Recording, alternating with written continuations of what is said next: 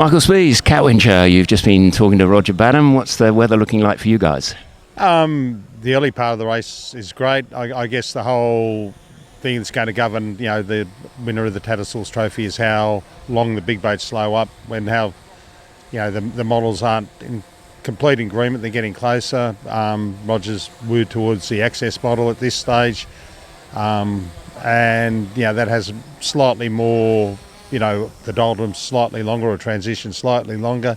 It certainly will favour the smaller boats or slower boats getting through that, because we're in the nor'easter slightly longer, and then in the the down pressure for a little bit less time. So, and this race is time on time, not time on distance. So the longer, everyone's not, the TPs aren't running at sort of 14, 15, 16 knots.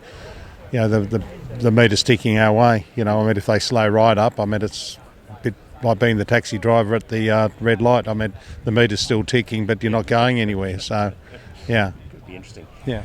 What's the tactic for you when you get out through the heads? Are you going to be mostly down the coast, or are you going offshore a bit?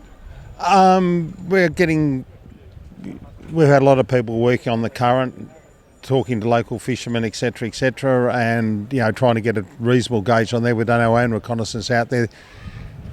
The early part of the race, the current isn't running as fast as you normally expect this time of the year, but it certainly picks up down there.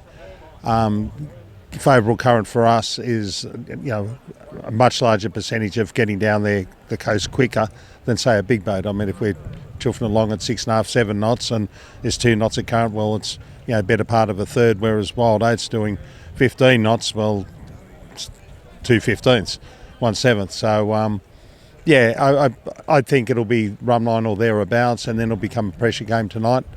And then just try to manage and stop the bleeding when it is light pressure. And what's the Tassie coast looking like for you guys? Well, I think it's a little bit too far out, especially for us. I think it's pretty clear for the big boats there. They will certainly have a good run down that Tassie coast. That said, we should be into Bass Strait well and truly by then, and still making good time relative. Just the speed differentials. The boats. For Seville, the Comanche's doing 18 while we're having a good day in the same conditions, doing 7.5, 8. So it's a the balls are always up in the air, but we're reasonably solid. You never get it too ahead of yourself. Bear in mind that if we did a 3.5, 4 day race, which is a pretty good time, that's still, the weather models are still for better part of 4 days away. So a lot of golf left in the game yet. And if you had to pick it, because it's pretty tough at the moment, where do you think Tattersalls might lie? Look, you don't want to put the mocker on yourself. If I was holding a book and looking after my wallet, I'd probably, if the TPs can get in, in the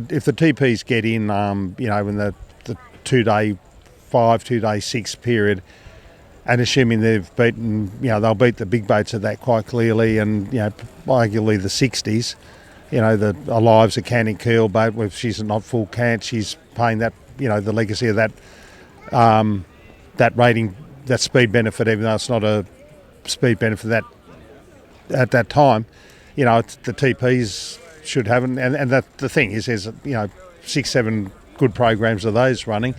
If they're inside 2 days, 7 hours finish time, I think it shuts the gate for everyone else. But it starts getting out to 2 days, 10 hours, 2 days, 12.